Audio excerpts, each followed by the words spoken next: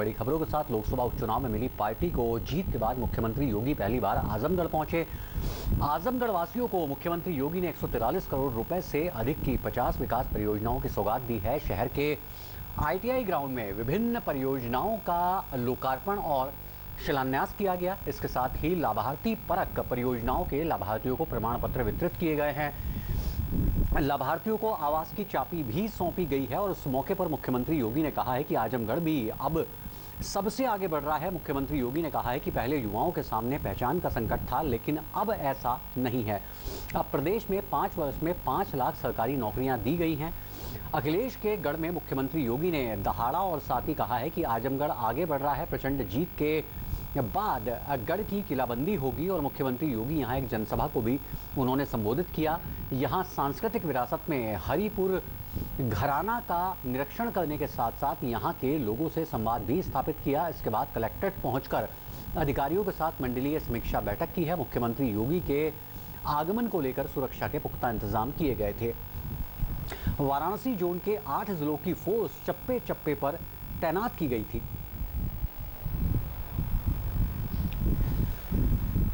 आप सबने अभी हाल ही में संपन्न हुए उपचुनाव में लोकसभा की सीट पर भारतीय जनता पार्टी के प्रत्याशी और लोकप्रिय भोजपुरी अभिनेता श्री दिनेश लाल यादव जी को यहां से विजयी बना करके देश की सर्वोच्च पंचायत में भेजा है।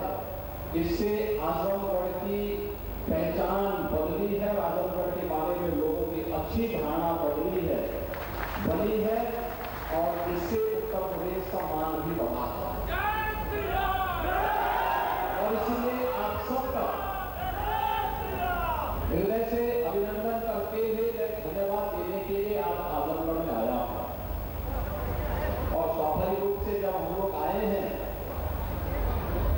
तो जो आपने एक ऋण हम पर वोट के रूप में लगा दिया है, इस ऋण से पूर्ण होने के लिए विकास की कुछ परियोजनाओं का शिलान्यास भी और कुछ का उद्घाटन भी करने का तो यहाँ कार्यक्रम हो ही रहा है, लेकिन कुछ नए और भी प्रोजेक्ट आजमगढ़ के लिए बनेंगे। इस दृष्टि से आज विशेष रूप से मैं यहाँ पर आया हूँ कि आप सबने अभी हाल ही में संपन्न हुए उपचुनाव में लोकसभा की सीट पर भारतीय जनता पार्टी के प्रत्याशी और लोकप्रिय भोजपुरी अभिनेता श्री दिनेश लाल यादव जी को यहां से विजयी बना करके देश की सर्वोच्च पंचायत में भेजा है।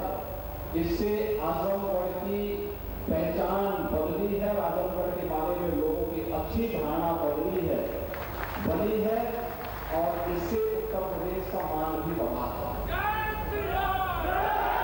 और इसलिए आप सबका हृदय से अभिनंदन करते हुए धन्यवाद देने के लिए आप आजमगढ़ में आया हूं। और स्वाभाविक रूप से जब हम लोग आए हैं तो जो आपने एक ऋण हम पर वोट के रूप में लगा दिया है, इस ऋण से पूर्ण होने के लिए विकास की कुछ परियोजनाओं का शिलान्यास भी और कुछ का उद्घाटन भी करने का तो यहाँ कार्यक्रम हो ही रहा है, लेकिन कुछ नए और भी प्रोजेक्ट आजमगढ़ के लिए बनेंगे। इस दृष्टि से आज विशेष